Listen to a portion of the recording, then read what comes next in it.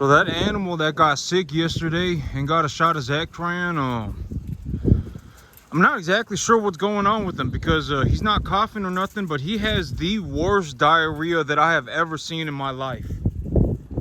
I don't know what's going on, but he's over there in the barn, and he's standing in the barn, and he has the worst diarrhea that I've ever seen in my life. I mean, he's pretty much just pooping out straight water and gas.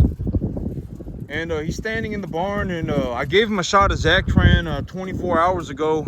And so I'm thinking about it, and I'm like, I don't know if maybe it's a virus, but if he does have some kind of a viral diarrhea, I mean, he's on his own. I can't give him any medication. I gave him a shot of Zactran yesterday, and the medication is not going to do anything if it's a virus. And so he's in the barn. I took a good look at him. I checked him for dehydration. So the way to check an animal for dehydration is to look at how sunken. One of the ways to do it is to look at how sunken in their eyes are into their head.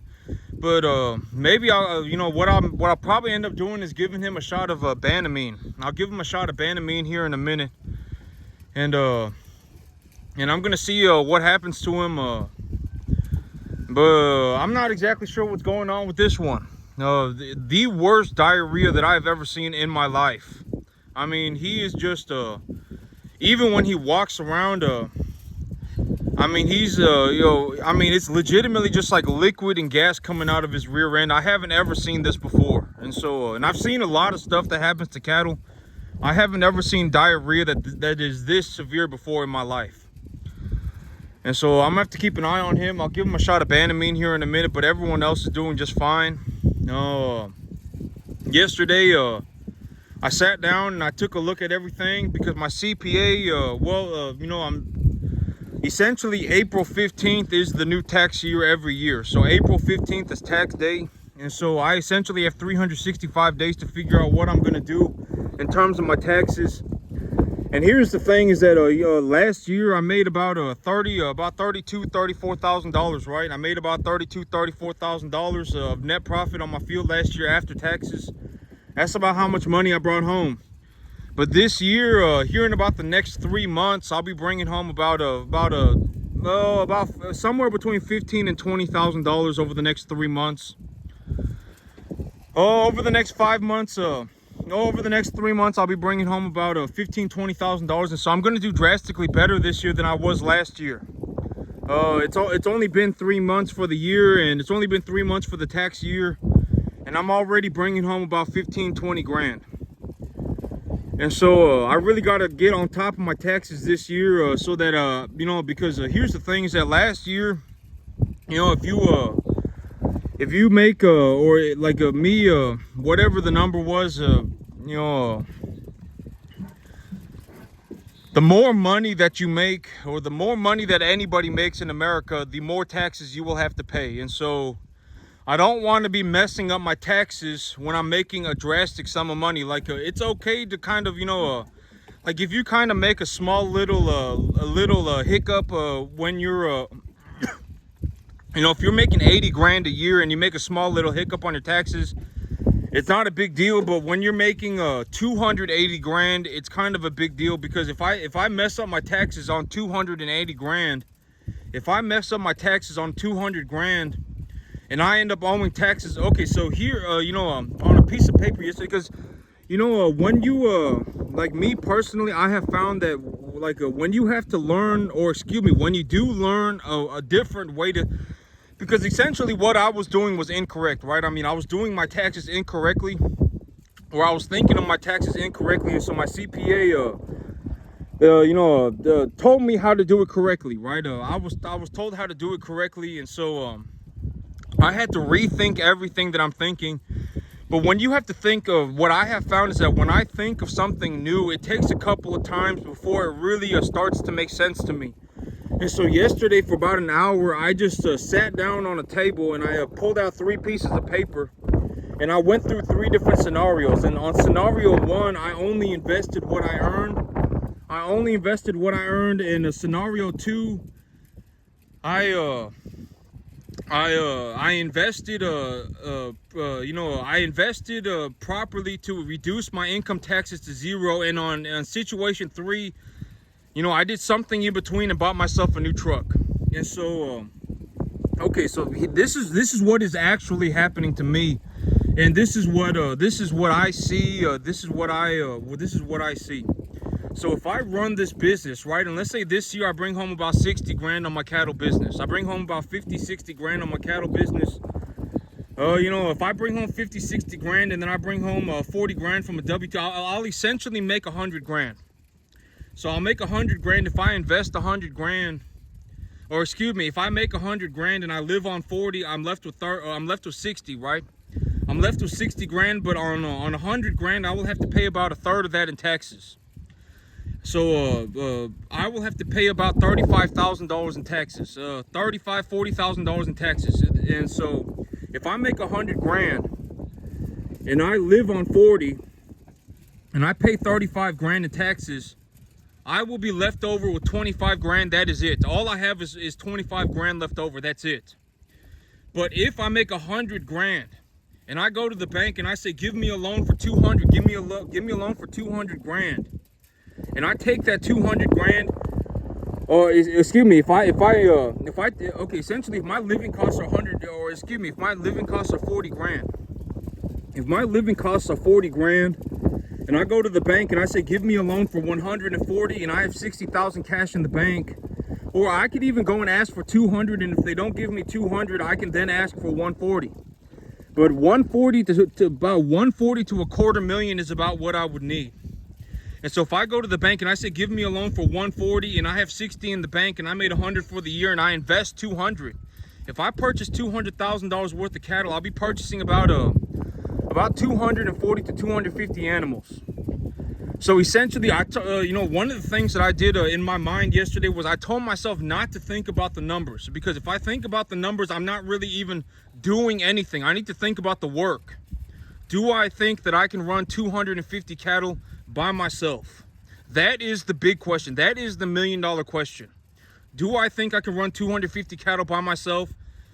If yes, then go ahead and do it, because the money is not important. I've always said the money's the easiest part, right? Like if you need a loan for 100 grand, you just go and ask the banker and they will give it to you if you have a good, if you look like, like if you walk into a bank and you say, here's my tax paperwork, I made about 90 grand last year, I need a loan for 100 grand. I mean, there will be a banker that will give that to you, because 90 grand, let's say you get some kind of, anywhere between 5 and 10% interest. I mean, the banker will give it to you, okay? If you need money, the way you do it is you go and ask the banker. I've said this repeatedly. If you have your tax paperwork, the way you get money is you ask the banker.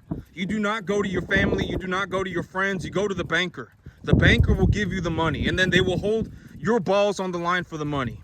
That is the proper way to do things. That is how, the people who are successful more or less do things. They don't go and ask for money from each other like rich people do not go and ask for money from each other. They go and ask for money from the bank.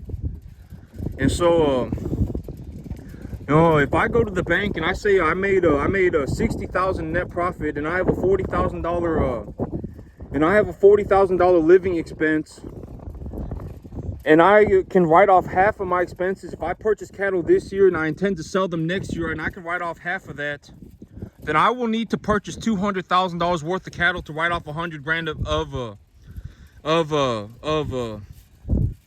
income tax.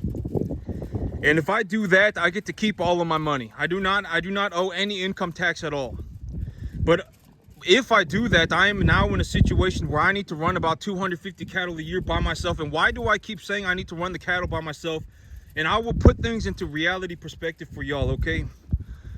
Let's say I come home with 60 grand.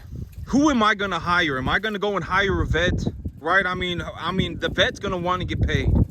Who am I gonna hire, right? I can't hire anybody. The money does not make sense. I cannot hire somebody. I have to do it on my own. Everything, 100%. That's the idea of a small, if I was making 600 grand, that would be different. You know, maybe you know, I hire somebody and I give them you know, a $35,000-$40,000 a year, and they can do the basic stuff or whatever it may be, right?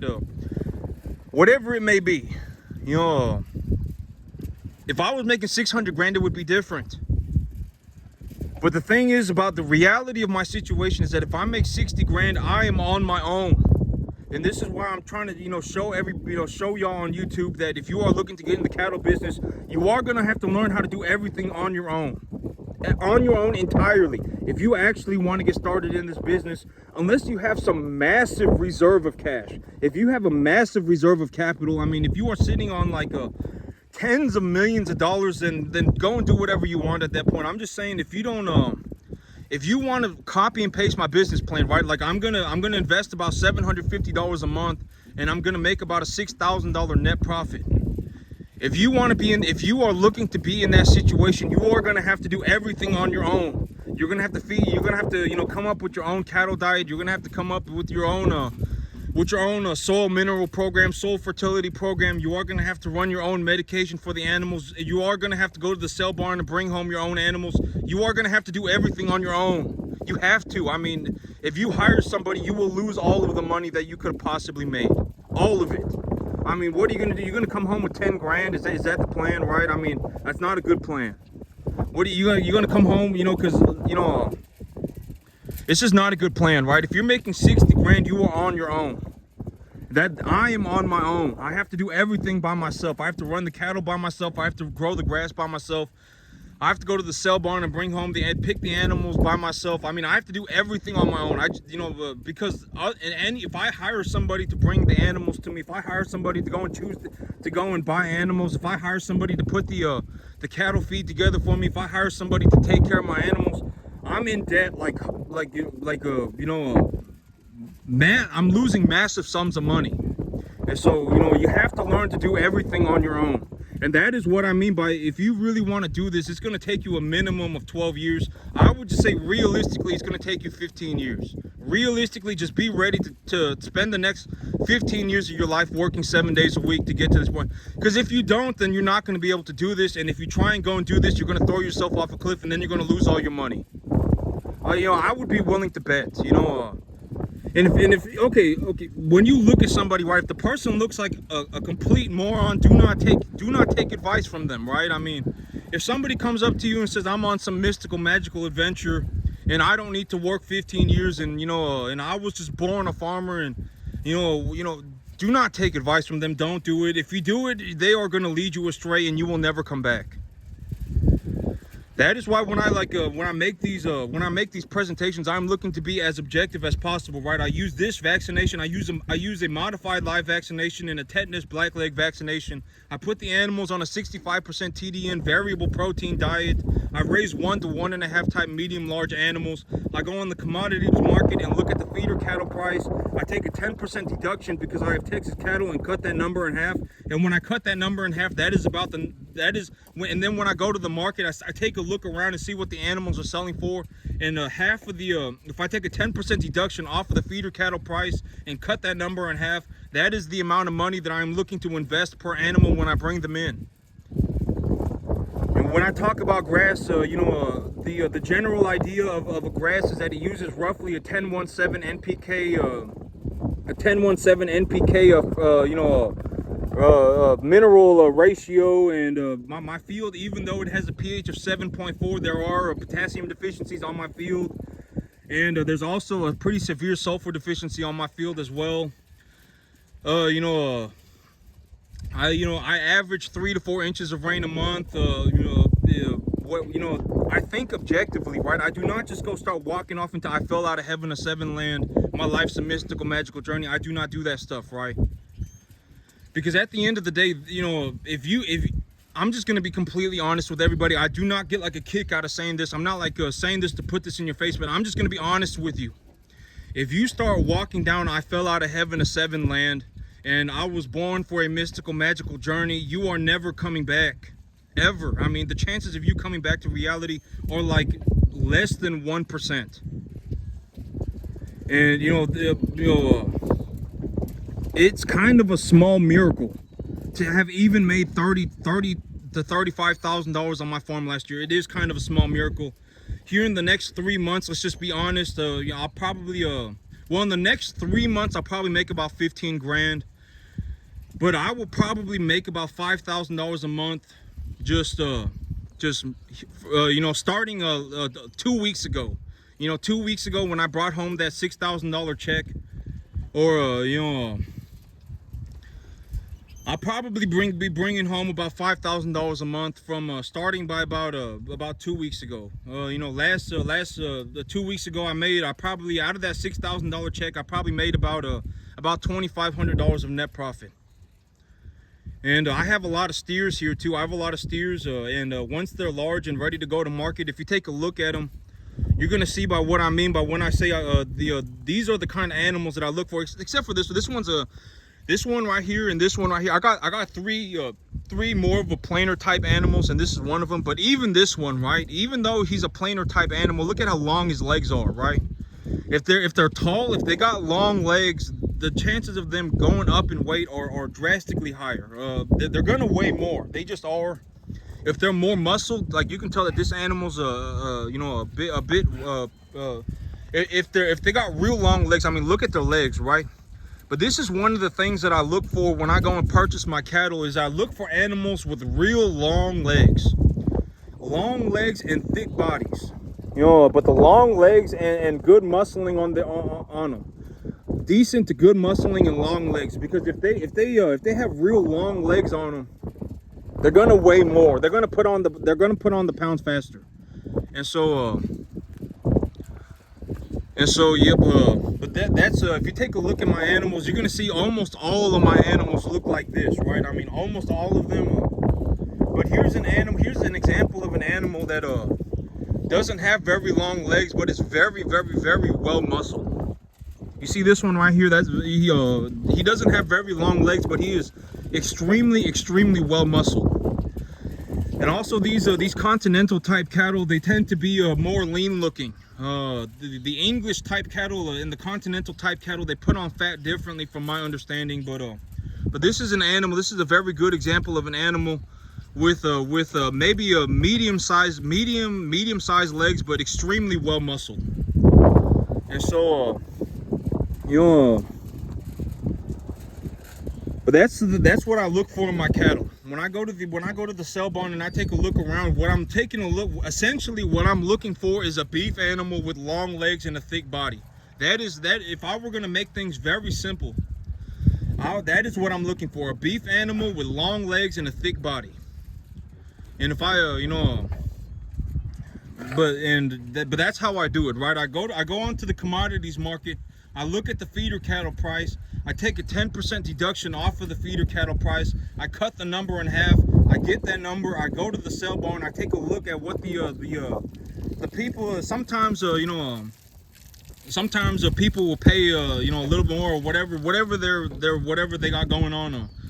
I'll go to the market and I'll take a look at about what are these animals selling for, and usually what I'll end up coming home with is with an animal that's somewhere between about 175 to 350. Usually that's about what size animal I come home with. Sometimes if they're but that's usually about what I come home with. But yeah, I mean, but here in the I probably make about but okay, but my taxes is that here's the if I make 100 grand. If I make 100, I completely forgot that I was my big thing was to talk about my tax plans for the year, because essentially the tax year is over tomorrow. And so if I make 100 grand and I invest 200 grand, I told myself, don't even take a look at the numbers, because if I need the money, I'll just go and ask the bank and they will give it to me, right? I will just go and ask the banker. I'll say, I need a loan for 200 grand, and they'll give it to me, right? They'll say, okay, we can give you this loan or this loan or that loan, or we can get this loan and this loan. And if you put them together, they'll figure it out for they'll list out my possibilities, and I will choose from that list, right? And so if I told myself, don't, because money's always the easy part. A lot of people don't know this, but legitimately, if you just, if you want to know what I mean by money is the easy part, and This is a very good example of what happened in my life. I was a horrible student. I was a horrible student. Bottom 25% of my class. Did not do very good in school at all. But when I was in community college, I went to the advisor I went to the advisor probably once a week. And I sat in front of the advisor's office until they let me talk to the advisor probably about once a week. Because I knew that I was told that the advisor is the person who has access to the scholarships. They are the ones who give people the applications and put people in for the scholarships. I was told that, and so I sat at the advisor's office every day.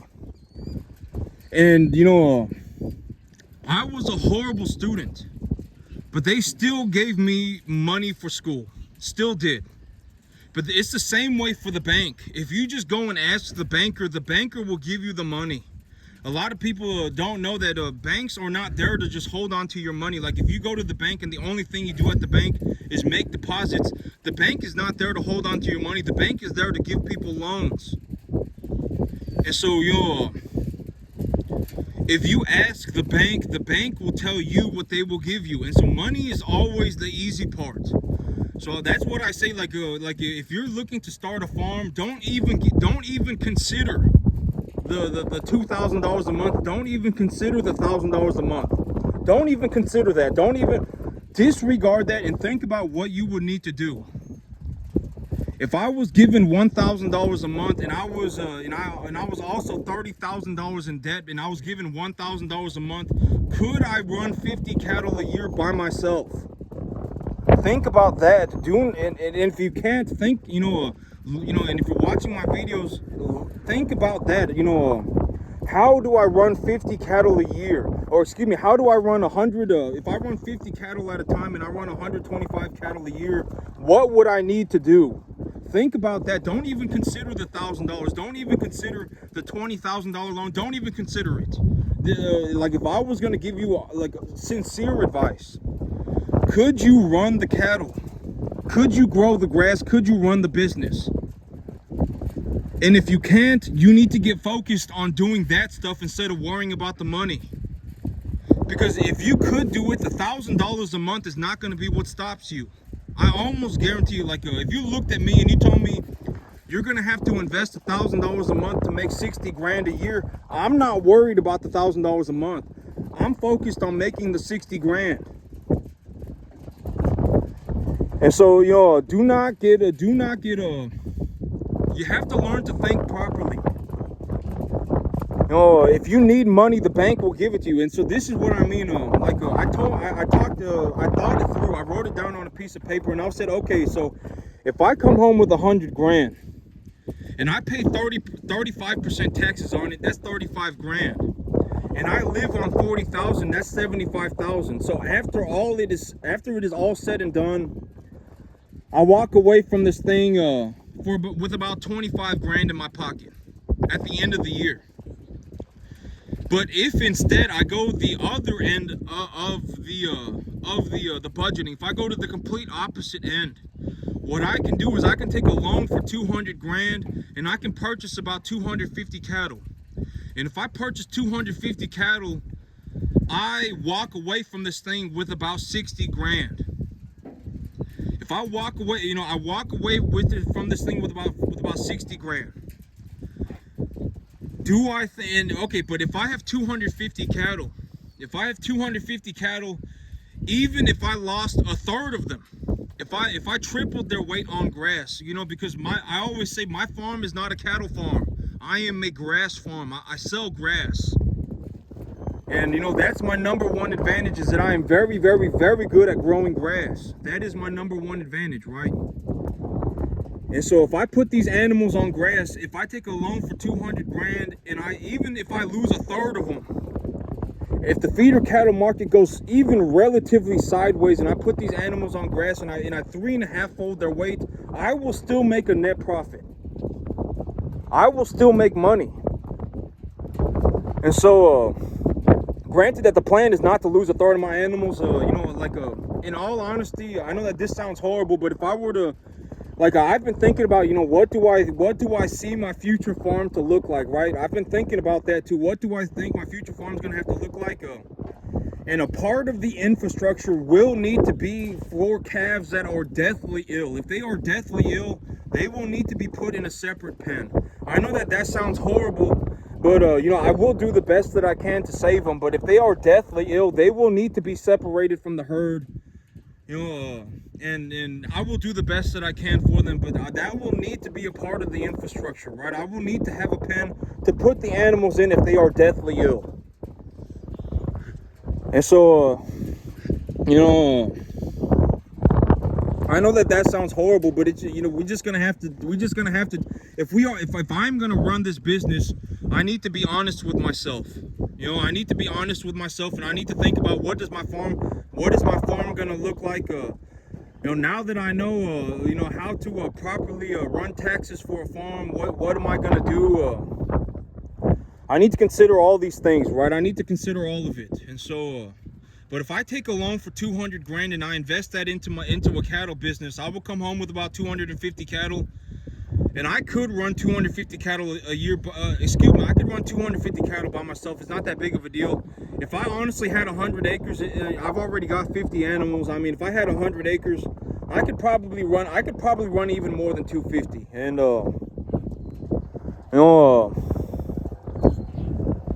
I mean, the work itself is something that I could do. The 250 cattle, I could do it. And even if I lost a third of those animals, if I took okay, here's a way to look at it. If I took a loan for 200 grand and I purchased 250 cattle and I lost a third of them, that would leave me with about 170 cattle. And 170 cattle at $1,500 an animal is still like $200-something-thousand, like $225,000 or something like that. $250,000 or something like that. So I would still make my money back even if I lost a third of my cattle, as long as I grew the grass, right? And I do not anticipate that I'm going to lose a third of my cattle, right? I'm not going to anticipate that. I understand that I will need to have proper infrastructure in place to care for deathly ill animals. If they are deathly ill, I will need to separate them into an enclosure by themselves entirely, so that they do not get the rest of the herd sick. And I know that sounds horrible, but we're just going to have to deal with it, and we're going to have to say, we cannot just ignore the problem, right? I mean, it's going to happen. At one point or another, it will happen. And so, but if I were given the choice, it would be in my best interest to just run the 250 cattle. It would be in my best interest to run the 250 cattle, because I do have the capacity to run 250 cattle a year by myself, right? I do have the capacity to run 250 cattle. It's not the most dangerous, or not the most dangerous financial plan that I could have come up with. I was like, one of my big reasons for not bringing in any more animals is because I want to slow my roll a little bit. I want to keep my feet under me, because if I go to the market and I bring home more animals, yeah, I will be, I don't want to okay. So what do I mean by I want to slow my roll and I want to keep my feet under me? Is that if I go to the market right now and I bring home more animals, I do have the capacity to take another loan. I was at the bank about 2 days ago, and the banker was telling me, you could sign up for more loans if you wanted to, but I told him I'm good, because essentially right now the amount of money that I have invested is equal to the amount of money that I have made, and I have 365 days to get my taxes figured out. The tax year essentially ends on April 15th, and so I was at the bank and they told me, you can get more loans if you want. And I told them I'm not going to do that. And the reason that I didn't do that was because I have invested everything that I've made so far. So far, I do have everything that I have made invested. And so I don't want to put myself in a situation where I am, I am having to, I don't want to put myself in a situation where I go from having to purchase 250 cattle in 1 year to having to purchase, 350. I'm gonna keep things. I gave up some of the prospective gains. I gave up some of the possible gains for stability, because well, I just think that it's a better idea. Like if I go for it's kind of a long story. It's very hard for me. When I go through it in my head a couple more times, I will be able to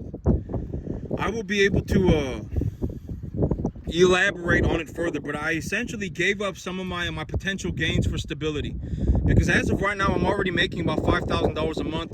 If I do poorly, I'll make about $4,000. And I don't really want to, put myself. I don't really want to put myself in a situation where I am potentially, grazing my, well, there was a lot of things going on, right? And I don't want to risk it for the biscuit for an extra $800 a month.